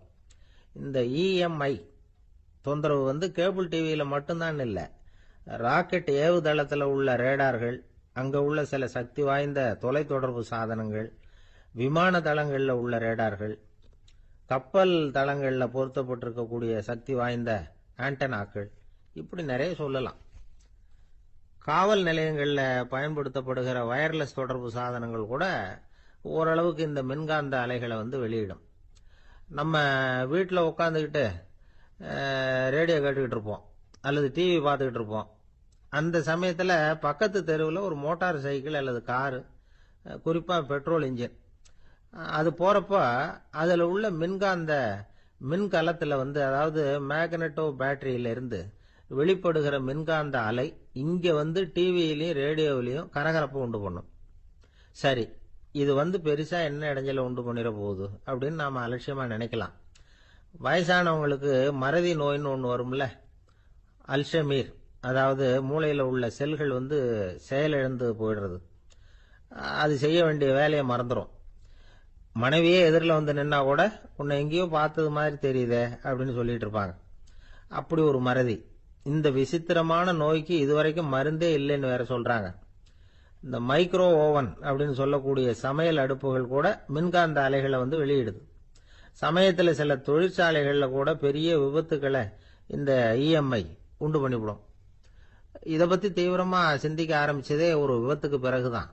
அமெரிக்காவுக்கும் வியட்நாமுக்கும் இடையில போர் நடந்ததே, அந்த சமயம் அமெரிக்காவுக்கு சொந்தமான விமானம் தாங்கி கப்பல் ஒன்று வியட்நாமை தாக்கிறதுக்கு தயாரா ஏவுகணைகளோட கடல்ல நிறுத்தி வைக்கப்பட்டிருந்தது. தற்செயலா அந்த பகுதியில கப்பல் தொலைத்தொடர்பு பகுதிக்கு அருகில ஊடுருவிய இந்த சக்தி வாய்ந்த ரேடியோ அலைகள் ஏவுகணையில இருந்த மின்னணு சர்க்கியூட்டை பூர்த்தி செஞ்சு வச்சுட்டுது. அவ்வளவுதான், ஏவுகணை அங்கேயே வெடிச்சு சிதறி போச்சு. 130 பேர் அந்த இடத்துலயே உடல் கருகி செத்து போட்டாங்க. ஏகப்பட்ட பொருள்கள் நாசம். இந்த விபத்துக்கான காரணம் என்னங்கிறத உடனடியா யாராலையும் கண்டுபிடிக்க முடியல. ரொம்பவும் கடுமையா முயற்சி பண்ணி கடைசியா கண்டுபிடிச்சாங்க, இது இந்த இஎம்ஐ வேலை தான் அப்படின்னு. மின்னணு தொலைபேசிகள் இருக்க, இதுல பேசும்பொழுது நம்ம காதை அதாவது செவியை ஊடுருவக்கூடிய மின்காந்த அலையானது மூளைக்கு போய் அங்க மூளை கட்டிகளை உருவாக்க ஊக்கம் கொடுக்குது அப்படின்னு வேற கண்டுபிடிச்சிருக்கிறாங்க. இந்த இஎம்ஐ ரொம்ப குறைஞ்ச மின்காந்த அழுத்தத்தில் நமக்கு எந்த பாதிப்பையும் ஏற்படுத்துறதில்லை. மின்காந்த அலைகள் அழுத்தத்தோடு இருக்கிற இடங்கள்ல ரொம்ப நேரம் இருந்தோம்னா நம்ம உடம்பின் வெப்பநிலை 2 டிகிரி செல்சியஸ் வரைக்கும் அதிகரிக்குதாம். அதனால வெப்பநிலையை சீராக்கிறதுக்கு இதய துடிப்பும் அதிகரிக்குது. இப்படிலாம் கண்டுபிடிச்சிருக்கிறாங்க. இப்பெல்லாம் இந்த மின்காந்த குறுக்கீடுகளை தடுக்கிறது எப்படி அப்படின்னு விஞ்ஞானிகள் யோசனை செய்ய ஆரம்பிச்சிருக்கிறாங்க. இந்த விஷயத்துல அலட்சியமா இருந்தோம்னா எதிர்காலத்துல நிறைய பேருக்கு இந்த ஞாபக மறதி நோய் வந்துடும். அப்புறம் அது ரொம்ப கஷ்டமா போயிடும். ஒரு குடும்ப தலைவர் தன் மனைவியை பார்த்து, யார் நீ, உன்னை எங்கேயோ பார்த்தது மாதிரி இருக்குதே அப்படின்னு சொல்லிட்டு இருந்தார். உடனடியா அவரை போய் பார்த்தேன். வாங்க டாக்டர்கிட்ட போகலாம் அப்படின்னு. அவரு என்னை தனியா அழைச்சிட்டு போய் காதோட காதா மெதுவா சொல்றார், இத பார்ப்பா, என் கையில பணம் இல்லாத போகலாம், அப்படி மறதி நோய் வந்துட்டது மாதிரி நடிச்சுக்கிட்டு இருப்பேன், அவ்வளவுதான், அதை நீ கண்டுக்காத அப்படின்னார். அங்க ஒரு புதர் தெரியுது இல்லையா, இந்த புதருக்குள்ள ஒரு சிங்கம் இருக்கு. அந்த பக்கமா நான் போறப்போ வர்றப்போலாம் அது என்கிட்ட வம்பு வளர்க்குது, தகராறு செய்யுது, என் மேல பாயுது, என்னை தாக்குது, ஏன்னு தெரியல அப்படின்னுது. இதை கேட்டதும் அந்த குரங்கு சொல்லிச்சு, இனிமே கவலைப்படாத, இந்த தடவை நான் உன்னை காப்பாத்துறேன்னுது. அதுக்கப்புறம் ஒரு நாள் அந்த குரங்கும் கழுதியும் அந்த புதர் பக்கமா போய்கிட்டு இருந்தாங்க. எதிர்பார்த்தது மாதிரியே நடந்தது. இந்த சிங்கம் எதிரில் வந்தது, கழுதியை பார்த்தது, உடனே அது மேல பாய ஆரம்பிச்சுட்டுது. அவ்வளவுதான். உடனே இந்த குரங்கு என்ன பண்ணிச்சு தெரியுமா, கிடுகிடுன்னு ஒரு மரத்து மேல ஏறி உட்காந்துக்கிட்டது. அங்க உட்காந்துக்கிட்டு கீழே அந்த கழுதையும் சிங்கமும் போடுற சண்டையை வேடிக்கை பார்க்க ஆரம்பிச்சுட்டுது. கொஞ்ச நேரம் கழிச்சு அடிபட்ட காயத்தோட அந்த கழுதை மெதுவா நடந்து வந்தது. குரங்கும் மெல்ல மரத்தை விட்டு கீழே இறங்குச்சு. இப்ப கழுதை கேட்டுது, என்னை காப்பாத்துறேன்னு சொல்லிவிட்டு காலவாரி விட்டுட்டியே, நீ பாட்டுக்கு மரத்து மேல ஏறி உட்காந்துக்கிட்டே, இது நியாயமானது. குரங்கு பரிதாபமா அதை பார்த்தது. நான் மரத்து மேல இருந்து நீங்க 2 பேரும் சண்டை போட்டதை பார்த்துக்கிட்டு தான் இருந்தேன். உன்னோட சத்தம் தான் அதிகமா இருந்தது, அது நீ சிரிக்கிற மாதிரி எனக்கு கேட்டுது, அதனால நீ தான் ஜெயிச்சுக்கிட்டு இருக்க போல இருக்கு அப்படின்னு நினைச்சுட்டேன்னு. இன்னைக்கு பல பேர் இப்படிதான் இருக்கிறாங்களாம். யாரு ஜெயிக்கிறாங்க யாரு தோக்குறாங்கிறத முகத்தை பார்த்து கூட கண்டுபிடிக்க முடியறதில்ல. பேசுற பேச்சை வச்சு கூட கண்டுபிடிக்க முடியறதில்ல. தோற்கிறவங்க கூட சிரிக்கிற மாதிரி முகத்தை வச்சுக்கிறான். இன்றைய மனிதர்கள் கிட்ட ஏகப்பட்ட முரண்பாடுகள். பொய் முகங்களோட உலவுகிறவர்கள் தான் அதிகம். உண்மை முகம் எங்க இருக்கு அப்படிங்கறத புரிஞ்சுக்கிட்டு நண்பர்களை தேர்ந்தெடுக்கணும் அப்படிங்கிறது ஒரு முக்கியமான கருத்து. கடவுள் இந்த உலகத்தை படைச்சுட்டு அதுக்கப்புறமும் கொஞ்ச நாள் இங்கேயே தங்கி இருந்தாராம். அப்பதான் அவருக்கு ஒரு உண்மை புரிஞ்சுதான், இந்த உலகத்துல தங்கி இருக்கிறது எவ்வளவு இடைஞ்சல்னு. தினமும் மனிதர்கள் தேடி ஏதாவது புகார் சொல்லிக்கிட்டே இருந்தாங்களாம். எனக்கு அது வேணும் இது வேணும்னு கேட்டுக்கிட்டே இருந்தாங்களாம். சில பேர் வந்தாங்க, நாங்க விவசாயம் பண்றோம், தண்ணி இல்லாம பயிர் காயுது, எங்களுக்கு மழை வேணும் அப்படின்னாங்க. அவங்க போனதும் அதுக்கப்புறம் சில பேர் வந்தாங்க, நாங்க மண்பானை செய்யறவங்க, நிறைய பானை செஞ்சு வச்சிருக்கிறோம், மழை பெஞ்சா எல்லாம் கரைஞ்சி வீணா போயிடும், அதனால இன்னைக்கு மழை பெய்யக்கூடாதுன்னாங்க. கடவுள் பார்த்தார், அவருக்கு என்ன பண்றதுன்னே தெரியல, ஏகப்பட்ட குழப்பம், தலையை பிச்சுக்கலாம் போல இருந்தது, கிட்டத்தட்ட பைத்தியம் முடிக்கிற அளவுக்கு ஆயிட்டுது. எல்லாருடைய ஆசைகளையும் அவரால் நிறைவேற்ற முடியல, ஏன்னா ஒண்ணுக்கு ஒண்ணு முரண்பாடா இருந்தது. ஒரு நாள் தன்னுடைய அமைச்சரவையை கூட்டி ஆலோசனை கேட்டார், என்ன செய்யலாம்னு சொல்லுங்கன்னார். இது என்ன பிரமாதம், பேசாம இமயமலை அடிவாரத்துல போய் உட்காந்துங்க, யாரும் தொந்தரவு பண்ண மாட்டாங்கன்னாங்க. அங்கேயும் மனிதர்கள் வர ஆரம்பிச்சுருவாங்களேன்னார் கடவுள். சரி அப்படின்னா சந்திரன்ல போயிருந்துக்கலாமேன்னாங்க. அங்கேயும் மனுஷன் குடி வர போறான் அப்படின்னார் கடவுள். வெகு தூரத்துக்கு அப்பால் உள்ள நட்சத்திர மண்டலத்துக்கு போயிடலான்னாங்க. இதெல்லாம் நிரந்தர தீர்வாகாது, நிரந்தரமா இந்த மனிதனுடைய தொல்லையிலிருந்து நான் விடுபடணும், அதுக்கு ஏதாவது வழி சொல்லுங்கன்னார் கடவுள். ஒரு வயசான ஆள் வந்தார். கடவுளுக்கு காதோட காதா ஒரு வழியை சொன்னார். கடவுளுக்கு முகம் மலர்ந்தது. அதுதான் சரி, அப்படியே செஞ்சுடலான்னார். அந்த ஆள் சொன்ன ரகசியம் என்ன தெரியுமா? மனிதனால அடைய முடியாத ஒரு இடம் இருக்கு, அது வேற எங்கேயும் இல்ல, அவனுக்கு உள்ளே இருக்குது. அங்க போய் மறைஞ்சுங்க, அதுக்கப்புறம் மனிதர்களால உங்களுக்கு தொந்தரவு இருக்காதுன்னார். மனிதன் நினைக்காத இடம் அதுதான். அதாவது உள்ளுக்குள்ள இருக்கிற உண்மையை புரிஞ்சுக்காம வெளியில எங்கேயோ அது இருக்கிறதாக நினைச்சு வரட்டிட்டு அலையறான் மனுஷன். உள்ளே இருக்கிற உண்மை புரிஞ்சா நாம தன்னம்பிக்கையோட தலை நிமிர்ந்து வாழலாம். வேடிக்கையா ஒரு கதை சொல்லுவாங்க. இதை பாருங்க, நம்ம பையன் எங்க பணம் வச்சாலும் எடுத்து விடுறான், என்ன பண்றதுன்னாங்க அம்மா. அப்பா கொஞ்ச நேரம் யோசனை பண்ணார். அதுக்கப்புறம் சொன்னார், அவன் கண்ணுல படாத இடமா நம்ம வீட்டில் இருக்கிறது ஒரே இடம் தான், அங்க பணத்தை வை, திருட்டு போவாதுன்னார். அது எந்த இடம்னு கேட்டாங்க. அதுதான் அவன் பாட புஸ்தகம், அதுல வச்சிரு, அவன் தொடவே மாட்டான். பாட புத்தகத்தை தொடாம பரீட்சையில வெற்றி பெற முடியாது அப்படிங்கறத புரிஞ்சுக்கணும். உள்ளே இருக்கிற உண்மையை தொடாமல் வாழ்க்கையில வெற்றி பெற முடியாது. அதனால உண்மையை புரிஞ்சுகிட்டா வாழ்க்கையில வெற்றி நிச்சயம். இமயமலை அடிவாரத்துல ஒரு மடம். அங்க ஒரு சன்னியாசி இருந்தார். அவர்கிட்ட ஒருத்தர் வந்தார். சுவாமி, ஆசைய உதற நினைக்கிறேன், முடியல, ஊட்டிக்கிட்டே வருது அப்படின்னாராம். இப்படி உட்கார, ஒரு கதை சொல்றேன் அப்படின்னு சொல்லி அவர் சொல்ல ஆரம்பிச்சாராம். அவர் சொன்ன கதை என்னன்னா, ஒரு ஊர்ல ஒரு ஆள் இருந்தான். அவன் பேரு குப்புசாமி. அவன்கிட்ட எப்பவும் ஒரு பழைய தொப்பி இருக்கும், விடவே மாட்டான். அதனால அவனை எல்லாரும் தொப்பி சாமி அப்படின்னு தான் கூப்பிடுறது வழக்கம். ஒரு புது தொப்பி வாங்கிக்கப்படாதாப்பா அப்படின்னு நண்பர்கள்லாம் சொல்லி பார்த்தாங்க.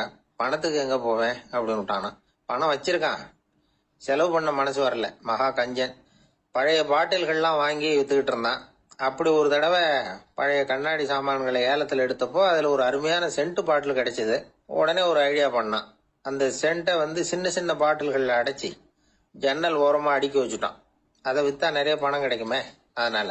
இதுக்கு இடையில ஒரு நாள் அவன் அப்படியே உட்காந்துருந்தான். அந்த நேரம் நண்பன் வந்தான். ஏண்டா, உன் பழைய தொப்பியை மாத்தப்படாதா, ஊர்ல எல்லாரும் கேலி பேசுறாங்களே உன்னை தொப்பி சாமின்னு அப்படின்னு சொல்லி கேட்டிருக்கான். இந்த சென்ட் பாட்டில் வித்ததும் பணம் வரும், அதுக்கப்புறம் பார்க்கலாம் அப்படின்னு நானா இவன். சரி வா, நீச்சல் குளத்துக்கு போயிட்டு வருவோம் அப்படின்னு கூப்பிட்டுருக்கான் நண்பன். 2 பேரும் போனாங்க. அதே நேரம் அந்த ஊர் நீதிபதியும் அங்க குளிக்க வந்தாராம். அவர்கிட்ட இருந்தது விலை வசந்த ஒரு புது தொப்பி. அதை அங்க இருந்த ஸ்டாண்ட்ல மாட்டிவிட்டு குளிக்க போனார். இதுக்கிடையில குப்புசாமி குளிச்சுட்டு வந்தான். அவனுடைய பழைய தொப்பியை காணல. அந்த புது தொப்பியை பார்த்தா இது நண்பனுடைய வேலை தான் அப்படிங்கறதாக புரிஞ்சுக்கிட்டு அதை எடுத்து மாட்டிட்டு வந்துட்டான். நீதிபதி குளிச்சுட்டு வந்து பாக்குறாரு, தொப்பியை காணும். போலீஸ்ல புகார் கொடுத்தார். அவங்க தேடினாங்க. ஒரு மூலையில பழைய தொப்பி கிடைச்சது. அடடா, இது நம்ம குப்புசாமியோட தொப்பி இல்லையா அப்படின்னு நானா ஒருத்தன். உடனே அவன் வீட்டுக்கு தேடிட்டு போயிருக்காங்க. அங்க போய் பார்த்தா புது தொப்பி அங்க இருக்குது.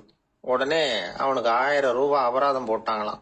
அவன் பணத்தை கட்டிவிட்டு ரொம்ப எரிச்சலோட வீட்டுக்கு வந்தான். பழைய தொப்பி கண்ணுல பட்டது மறுபடியும். உன்னாலதானே எனக்கு 1000 ரூபாய் நஷ்டம் அப்படின்னு சொல்லி அதை எடுத்துக்கிட்டு அப்படி போயிருக்கான். அந்த ஊர் குளத்துல வீசி எரிஞ்சுட்டு வந்துட்டான். அது மீன் பிடிக்கிற ஒருத்தன் கையில சிக்கிச்சு. அவன் வர்ற வழியில அதை எடுத்து வேகமா வீசி எறிஞ்சான். அது நேரா குப்புசாமி வீட்டு ஜன்னல் வழியா உள்ள இந்த சென்ட் பாட்டில்கள் மேல விழுந்து எல்லாம் உடஞ்சி நொறுங்கி போச்சு. குப்புசாமி பார்த்தான். தோட்டத்துல ஆழமா ஒரு குழியை வெட்டினான். அந்த தொப்பியை போட்டான், மூடிவிட்டான். இதை அடுத்த வீட்டுக்காரன் பார்த்தான். ஏதோ புதையல் தான் வச்சிருக்கான் போல இருக்குன்னு நினைச்சான். போலீஸ்ல போய் புகார் கொடுத்துட்டான். மறுபடியும் போலீஸ் குழியை தோண்டினாங்க. பழைய தொப்பி மறுபடியும் வெளியில வந்தது. எல்லாரும் சிரிக்கிறாங்க.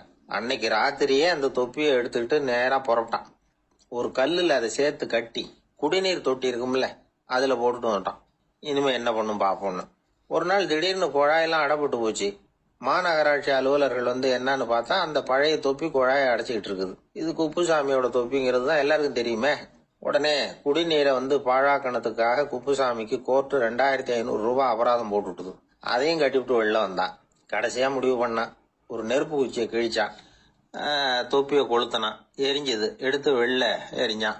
கொஞ்ச நேரத்துல தீ அணைப்பு படம் வந்துட்டுது. ஆமா, இவன் எடுத்து எரிஞ்சது வெளியில விழுந்து வீட்டு கூரையே பத்திக்கிட்டு எரிய ஆரம்பிச்சுட்டுது. அவனோட பணத்தாசையும் அதோட சேர்ந்து எரிஞ்சு போச்சான். இப்படி ஒரு கதை.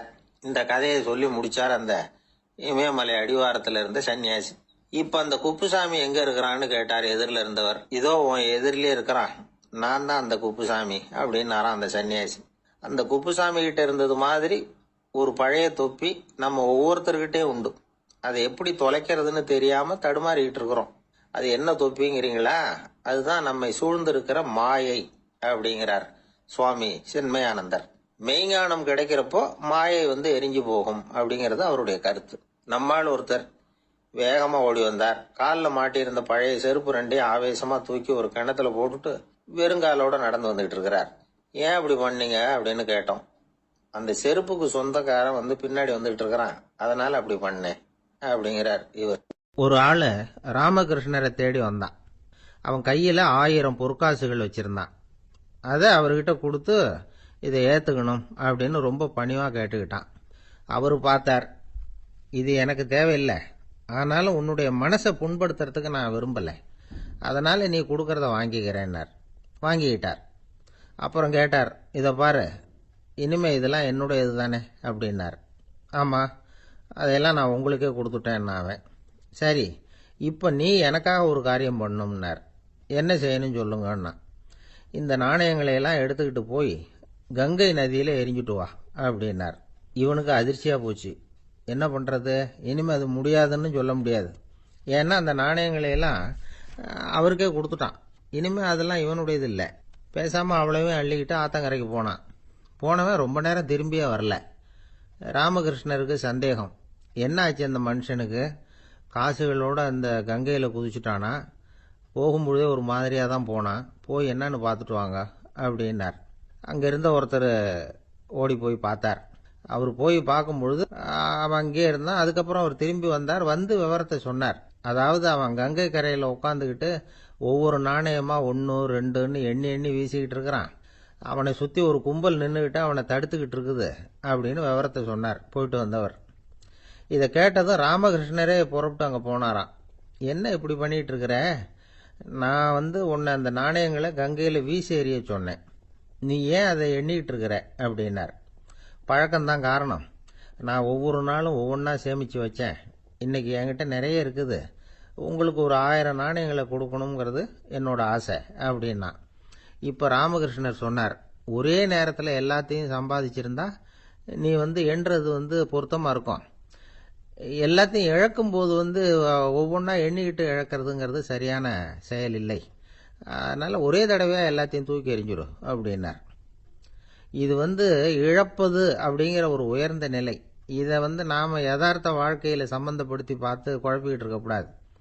இழக்கிறேன்னு சொல்லிக்கிட்டு இருக்கிற காசையெல்லாம் ஆத்துலையும் குளத்துலையும் கொண்டு போய் எரிஞ்சுட்டு வாங்க அப்படின்னு உபதேசம் பண்றதாக யாரும் நினைச்சிடக்கூடாது. இதுல நாம புரிஞ்சுக்க வேண்டியது என்னன்னா, எதையாவது ஒன்றை இன்னொருத்தருக்கு கொடுக்கணும் அப்படின்னு விருப்பப்பட்டா அதை மனப்பூர்வமா கொடுத்துட்டு அதையே நினைச்சிட்டு இருக்க கூடாது. நம்மால் ஒருத்தர் ஒரு 100 ரூபாய் நோட்டை தன்னுடைய நண்பர் ஒருத்தர்கிட்ட கொடுத்து, இது உனக்கு தான் வச்சுக்கோ அப்படின்னார். அவரு பார்த்தார், இது இனிமே எனக்கு தானே சொந்தம் அப்படின்னார். ஆமான்னார் அவர். அப்படின்னா எனக்காக நீ ஒரு உதவி செய்யணும்னார். சொல்லுங்க செய்யறேன்னார் அவர். இந்த 100 ரூபாய் நோட்டை தீ வச்சு கொளுத்தி விடுனார். இவர் அதிர்ச்சியாகி அவரை பார்த்தார். இப்ப அவரு சொன்னார், நீ எனக்கு அன்பா கொடுத்தது இது, இந்த நோட்டு கள்ள நோட்டுங்கிறது எனக்கு முன்னாடியே தெரியும், சீக்கிரம் கொளுத்தி விடு, அதுதான் நம்ம 2 பேருக்குமே நல்லது அப்படின்னாராம் அவர். ஐயா, என்னுடைய நூல் வெளியீட்டு விழாவுக்கு அவசியம் நீங்க வரணும் அப்படின்னு கூப்பிட்டார் ஒருத்தர். எப்போ வரணும்னு கேட்டேன். அடுத்த வாரம்னார். சரி, புத்தகம் தயாராயிட்டுதா அப்படின்னு. நாளைக்கு தான் அச்சிக்க கொடுக்க போறேன்னார். என்னங்க இது, புத்தகம் அச்சிடுறதுக்கு முன்னாடியே அழைப்புதழை அச்சடிச்சு விட்டீங்களே அப்படின்னு கேட்டேன். அதனால என்னங்க, அந்த காலம் மாதிரியா போடலாம், அச்சுக்கலை எவ்வளவோ முன்னேறியாச்சுங்க. Linotype, Monotype, photo type, laser, இப்படி என்னென்னமோ வந்தாச்சு. இன்னைக்கு கொடுத்தா நாளைக்கே புத்தகம் தயார் அப்படின்னார். இப்படி இந்த அளவுக்கு முன்னேறி இருக்கிற இந்த அச்சுக்கலை ஆரம்பத்தில் எப்படி இருந்தது தெரியுமா? அந்த காலத்தில் காகிதம்னா என்னன்னே தெரியாது. அப்படி ஒன்று கண்டுபிடிக்கப்படவே இல்லை.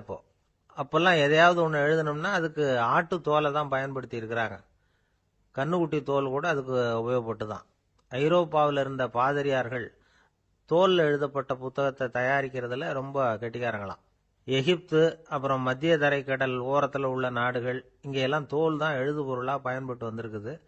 ஆனால் நம்ம நாட்டில் ஓலைச்சுவடிகளை எழுத்துக்கு பயன்படுத்தி இருக்கிறாங்க. எழுதுறதுக்கு தோலை பயன்படுத்தினவங்க பிறகு பேப்பரைஸ் அப்படிங்கிற கோரை புல்லை அதுக்கு பயன்படுத்தினாங்களாம். இதெல்லாம் அப்படி கொஞ்சம் கொஞ்சமாக கண்டுபிடிச்சிட்டு வந்திருக்கிறாங்க. அந்த புல்லை கச்சிதமாக நறுக்க வேண்டியது, நல்லா பதப்படுத்த வேண்டியது, அதுக்கப்புறம் அதில் எழுத வேண்டியது, அவ்வளவுதான். பேப்பருங்கிற சொல்லே இந்த பேப்பைரஸ் அப்படிங்கிறதுலேருந்து வந்தது தான். அதுக்கப்புறம் தான் காகிதம் வந்தது.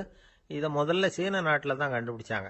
அது வந்த பிறகு அச்சு எந்திரம் கண்டுபிடிக்க வேண்டிய அவசியம் ஏற்பட்டது.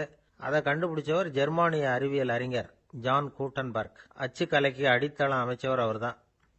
ஜெர்மனியில் மெயின்ஸ் அப்படிங்கிற ஊரில் 1399 பிறந்தார்.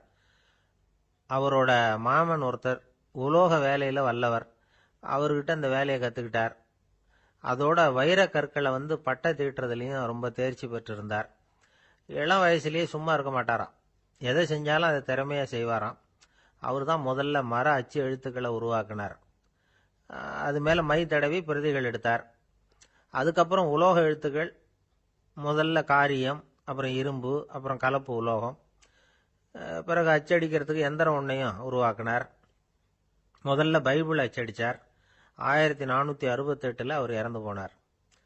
16ஆம் நூற்றாண்டில் மேலை நாடுகளில் இருந்து மர எழுத்துக்களை கொண்டுகிட்டு தமிழ்நாட்டில் கிறிஸ்துவ நூல்களை அச்சிட்டாங்க. அப்பெல்லாம் அச்சகங்கள் போதிய அளவுக்கு இங்கே இல்லை. அதுக்கு என்ன காரணம்னா, இந்தியர்கள் அச்சகங்களை நடத்தக்கூடாது அப்படின்னு சட்டம். 1835 வரைக்கும் அந்த சட்டம் நடைமுறையில் இருந்தது. இந்த நிலைமையில் அங்கேயும் இங்கேயுமா 1-2 அச்சகங்கள் ஆரம்பமாச்சு. 1713 தரங்கம்பாடியில் லூத்தரன் மிஷன் அச்சகம், அதே ஆண்டில் சென்னையில் SPCK அச்சகம். இது ரெண்டும் தான் இந்தியாவில் முதல்ல தொடங்கப்பட்ட அச்சகங்கள். ஆட்டுத்தோல்லையும் ஓலைச்சுவடியிலையும் எழுதப்பட்ட எழுத்துக்கள் இன்னைக்கு எங்கேயோ போயிடுது. ஆனால் நம்ம ஊரில் எழுத்தாளர்கள் நிலைமை தான் ஒன்றும் சொல்லிக்கிறது மாதிரி இல்லை.